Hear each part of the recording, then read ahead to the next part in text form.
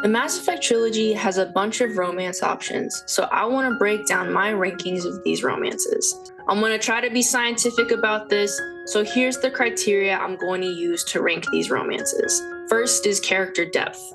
Does the character have flaws, motivations, and an existence outside of the romance? Does the character grow and change over time? And is this growth dependent on the protagonist or the romance, or is this growth outside of those things?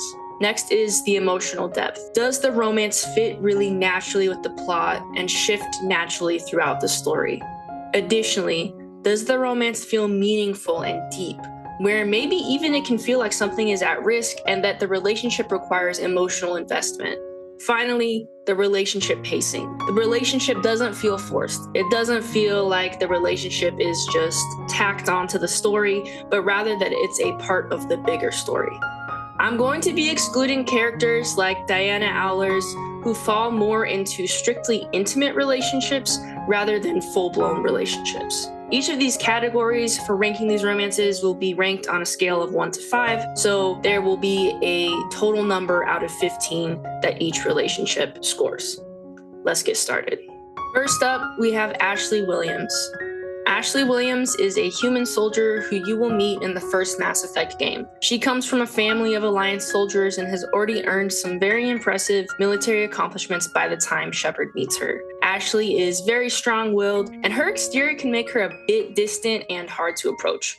Ashley is a potential romance option for male Shepard only. As far as character depth goes, I ranked Ashley a 3. Yes, Ashley has a backstory that is learned throughout the series. No, it certainly doesn't excuse all the problematic things that she says, as she comes off as very xenophobic in this game. This does shift across the trilogy, as Ashley experiences more of the galaxy and builds non-human relationships. She does begin to be more open-minded, but you only will really know that if you hang in there despite all of her problems in the first game. For emotional depth, Ashley ranks a 2. The relationship isn't an unbelievable one. Shepard and Ashley work alongside each other in an intense and emotional environment, but it doesn't necessarily feel as natural of a fit as some of the other romances in this game. An interesting aspect to the relationship is that she has to theoretically watch Shepard die twice, at the beginning of Mass Effect 2 and at the end of the trilogy. That is bittersweet, and the exploration of that grief is well done. The relationship pacing for Ashley's relationship isn't great. I gave it a 2. Ashley can be very standoffish towards Shepard in the beginning of the story, and then without any real reason, suddenly that changes. It does feel a bit forced. And even though this relationship does improve, Ashley as a character also does improve. A lot of players will miss this entirely because she's very hard to like or want to interact with at the beginning of the game. Overall, Ashley's relationship ranks 7 out of 15. Jacob Taylor is a former Alliance Marine who is working alongside Miranda and Cerberus when he meets Shepard in Mass Effect 2. He expresses his interest in doing things to make a difference in the galaxy and identifies this as a reason that he aligned with Cerberus. Jacob is more approachable and calm than many other companions in the Mass Effect trilogy. Those traits, though, may leave some players in shock when Jacob makes some very, very different decisions later in the series. Jacob can only be romanced by a female Shepard. When it comes to character depth, I ranked Jacob as a 3 out of 5. As a character, Jacob is relatively laid back and approachable. Like I said, he is much more level-headed than many other companions in the trilogy, handling heated moments with calmness and patience. This really only applies to him as a platonic character, because as a romantic option, Jacob can be very awkward. For emotional depth, I ranked Jacob's relationship as a 2 out of 5. One of the most common words I've seen used to describe this relationship is awkward, and I would agree with that. The dialogue can be very odd for these two, particularly Shepard's flirtatious dialogue feeling way over the top, even a bit pushy. There isn't a lot of chemistry between the characters, especially not in comparison to some of the other relationships, which feel like they flow much better and much more naturally. For relationship pacing, I gave this relationship a 2 out of 5, and that's for a major sort of out of nowhere reason that I think would shock a lot of players. And it's that in Mass Effect 3, if you romance Jacob, it'll turn out that he's cheated on Shepard. There just really wasn't any reason that this story needed to go that direction. And on top of the awkward and pushy flirtation that already exists from Shepard, this relationship pacing just feels really off. Overall, I gave this relationship a 7 out of 15. Let's talk about Kaidan Alenko next. Kaidan is an Alliance Marine who you will meet in the first Mass Effect game. Kaidan has biotic abilities, and he is wired with implants which assist his biotic abilities, but also cause him migraines. These implants are controversial and dangerous in the world of Mass Effect. Kaidan is a romance option for a female Shepard in the first Mass Effect game, but can also be romanced by a male Shepard in Mass Effect 3. For character depth, I gave Kaidan a 3 out of 5. Kaidan is not particularly remarkable or memorable as a character. What you do learn about his background isn't incredibly gripping, nor is his character growth really tied into the overall story. Still, Kaidan is overall a reserved and somewhat optimistic character, which can be endearing and make him a more pleasant companion or romantic partner to have than a character like Ashley, for example. For the emotional depth of Kaidan's romantic relationship with Shepard, I gave it a 3 out of 5. Their relationship isn't especially deep or memorable. Despite Kaidan being present in all 3 games, he doesn't feel exceptionally important to Shepard or to the story. I will say that a romance between a male Shepard and Kaidan can feel much more meaningful, especially because it feels like the relationship is very much a slow burn relationship and something that is being built up to. For relationship pacing with Kaidan, I ranked it a 3 out of 5. Kaidan's relationship and feelings for Shepard are more believable than Ashley's for sure. He is warmer to approach, he's a bit more open-minded, and those things do make his romance more believable and more enjoyable. His relationship just isn't exceptional. He ranks very kind of in the middle on a lot of these categories because that's kind of just how his character is. I don't know, maybe that's harsh to say. Overall, on my ranking scale, I give Kaidan's romance a 9 out of 15. Next up is Jack. Jack is a powerful biotic and a criminal, having been charged with kidnapping, murder, piracy, among other things.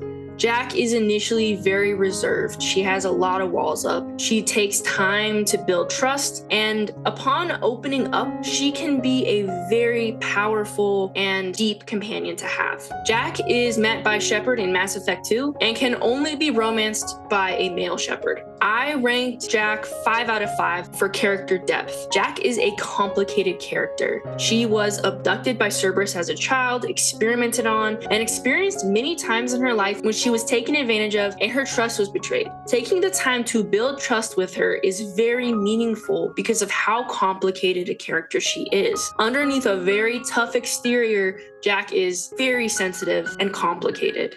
For the emotional depth of Jack's romantic relationship, I ranked it 4 out of 5. Jack is complicated, like I said. Her relationship can also be complicated. There is a lot of trust to build and a lot of walls that she has up that you have to navigate. I'll say this, Shepard has the option to engage in a more casual relationship with Jack, and if you do that, you will miss out on the actual relationship. This is a character who has been used and betrayed by other people, and by choosing to engage in a casual relationship, Shepard is basically showing that he doesn't care to understand or know Jack further than that. That's an interesting angle to take with this relationship, and it does seem very in character for Jack.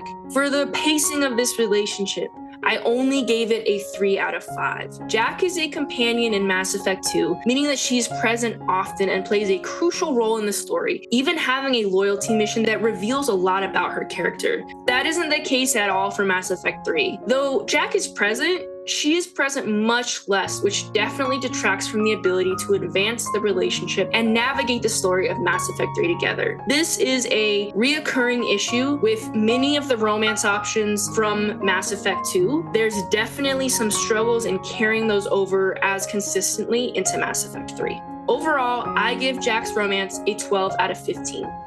Next up is Steve Cortez. Steve is a pilot who serves aboard the Normandy in Mass Effect 3. When Shepard meets Steve, he is grieving the loss of his husband, who has recently passed away. Steve is a romance option for male Shepard only. For character depth, I gave Steve 4 out of 5. Much of Steve's character development revolves around the loss of his husband. Yes, this serves as a close-to-home example of the tragedy in this world, but it can feel a little odd when approaching the romance to know that this character is still very much in the process of mourning his spouse's death. For the emotional depth of this romantic relationship, I ranked it 4 out of 5. Steve and Shepard clearly enjoy spending time together and feel comfortable with each other. But throughout their relationship, Steve is very much still grieving the loss of his husband. That can make it hard to tell if this is meant to be a rebound relationship or if they're developing something long-term. There's nothing wrong either way, but the preference of the player when they're approaching this relationship will definitely have a role in how they respond to it. For relationship pacing, I gave this relationship a 4 out of 5. Some people might not be able to get past the grieving portion of this relationship. Rebounds are great, and being able to move on to a new, healthy relationship is also great. Like with Thane, who we'll talk about in a little bit, the loss of spouses and loved ones isn't a rare thing in this world. So really, this is a player preference thing. Personally, I'm all down with people providing emotional support to each other and finding some love at the end of the world. Overall, I give this romantic relationship a 12 out of 15. Next up is Samantha Traynor. Samantha is the communication specialist aboard the Normandy in Mass Effect 3. She serves in a very similar role to that of Kelly Chambers in Mass Effect 2. Samantha is originally from London, and she shares her background with Shepard over time. She is very intelligent and capable, and at the same time, kind and approachable. Samantha is a romance option for a female Shepard only.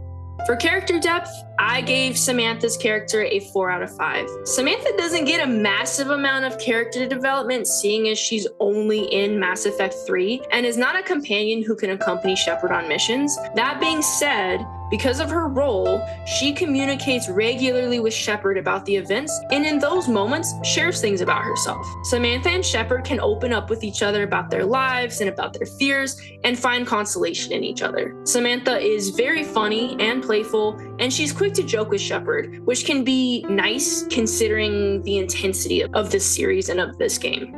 For emotional depth, I gave the romance with Samantha Traynor a 4 out of 5.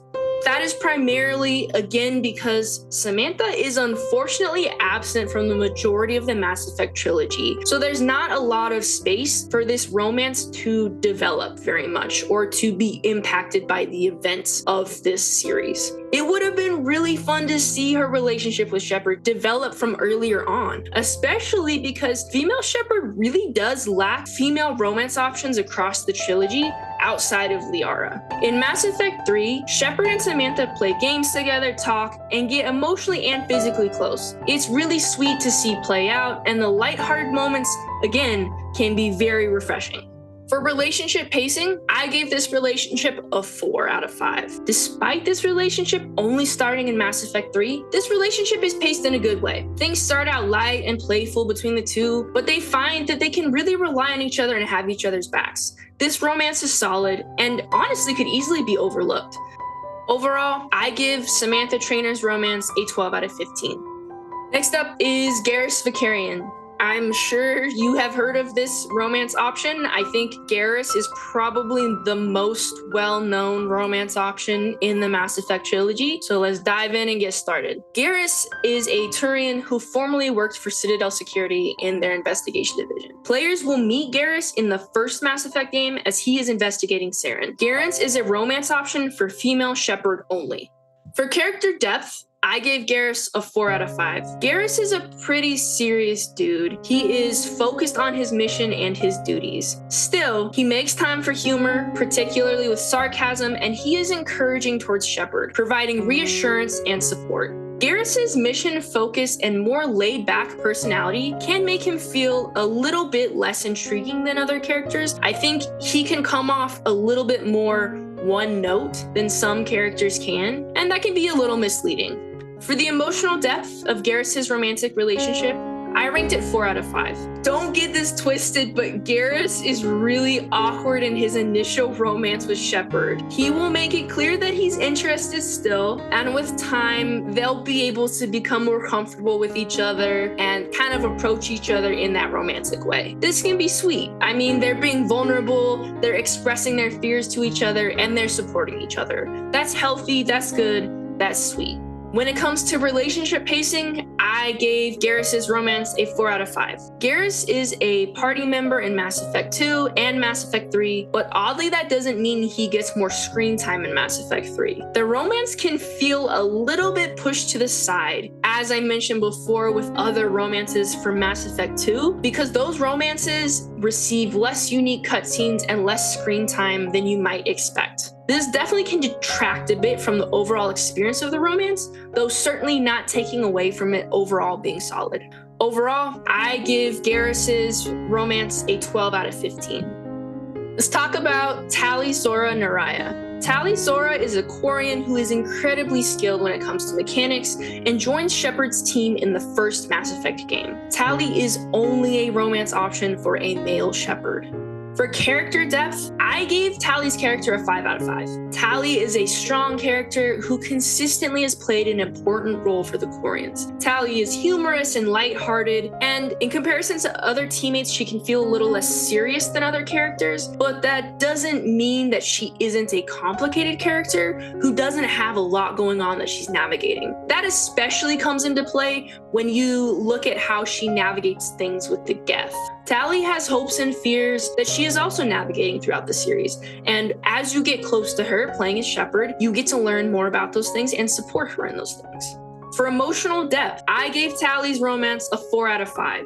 The intimate relationship between Shepard and Tali is interesting because as a Quarian, Tali really can't take off her protective suit, but she wants to with Shepard. That's romantic for sure. I imagine it's supposed to symbolize how she's literally opening up and making herself truly vulnerable to Shepard. Tali has a crush on Shepard basically from the jump, which is interesting to navigate when compared to the other relationships where Shepard and the other character are building that chemistry and attraction together. The only thing I'll say is that Tali can come off a little young, maybe a little naive and sort of starry-eyed, admiring Shepard in that kind of way. It does change throughout the course of the games, but it can hit a certain way and feel a little off. For relationship pacing, I gave Tali's romance a 4 out of 5. Tali is a consistent and important character to the plot of each of the Mass Effect games. Because Tali has a crush on Shepard, their relationship definitely starts off a bit more quickly than some of the other characters, and due to her portrayal as being a bit young and naive, can initially feel a little off in that way, as I was saying before. However, Tali does grow and change throughout the trilogy, and the relationship does end up feeling more mature and more natural. Overall, I gave this relationship a 13 out of 15. Let's get into Thane Krios. Thane is a Drell who works as an assassin. He's known to complete his assassinations up close rather than from far away with a sniper rifle. Thane is very spiritual, and it is something that he finds a lot of peace in. Thane is a romance option only for a female Shepard, and Thane is met in Mass Effect 2. For character depth, I gave Thane a 5 out of 5. Thane's life has at many times been intense and tragic, including having lost his wife. Thane is a serious character. It takes time for him to open up and to trust Shepard. It is really only after his loyalty mission, which involves his son, that he seems to really feel that he can open up to Shepard. For the emotional depth of this relationship, I gave it a 4 out of 5. Thane and Shepard have a relationship that both really know is doomed from the start. On top of the intense situation that they face, they both know that Thane is dying. With time, Thane will open up to Shepard that he's afraid to die, likely because of their developing relationship, adding to the tragedy and intensity of this relationship. But it truly falls in line with the themes of Mass Effect and the thought that when you're living at the end of the world as you know it, you will take the moments of happiness and love that you can. For relationship pacing, I gave this relationship a 5 out of 5. This is the only romance in Mass Effect where Shepard is the one saying goodbye to a romance option who is passing away. It definitely flips the script because, as we know, we've seen numerous romantic partners saying goodbye to Shepard throughout these games. It's handled well here, and with some very touching lines of dialogue that can be shared between the two, it's basically guaranteed to hit your heart a little bit, maybe make you cry. Overall, I gave this romance a 14 out of 15. When Shepard meets Miranda in Mass Effect 2, she's a Cerberus officer and has served a crucial role in bringing Shepard back to life. Miranda was genetically modified to be a so-called perfect human. Her intelligence, biotics, physical abilities were all shaped to be so-called perfect.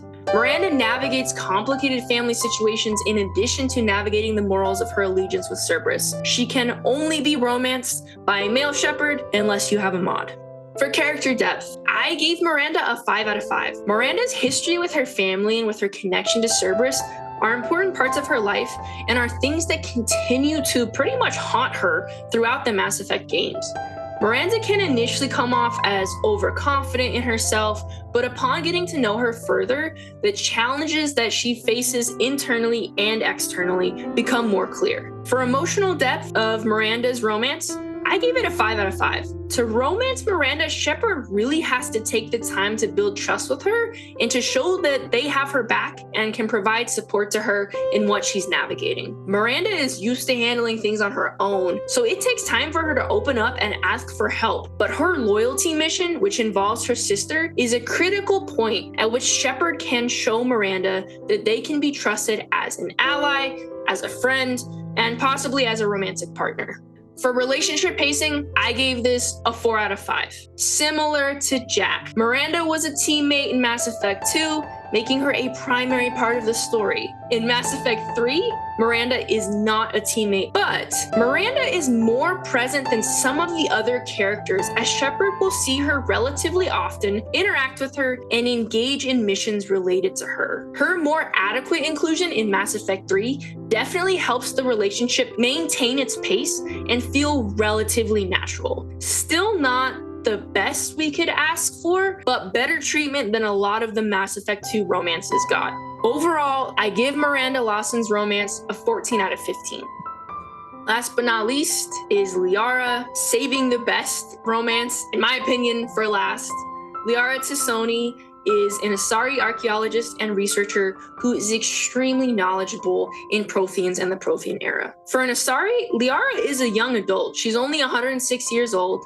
She is thoughtful, curious, and very insightful. Liara can be romanced by a male or female Shepard, and she is first met by Shepard in the first Mass Effect game. For character depth, I give Liara a 5 out of 5. Liara on her own is a complex and interesting character. In the context of the overall story, Liara plays a very important role because of her knowledge and experience with Protheans and the Prothean history. Her relationship with Shepard isn't what makes her complex, interesting, or relevant to the story. This is, to me, like the goal with a romance option. They are interesting on their own. They don't need the protagonist to make them interesting or relevant. They are their own person. So props for that.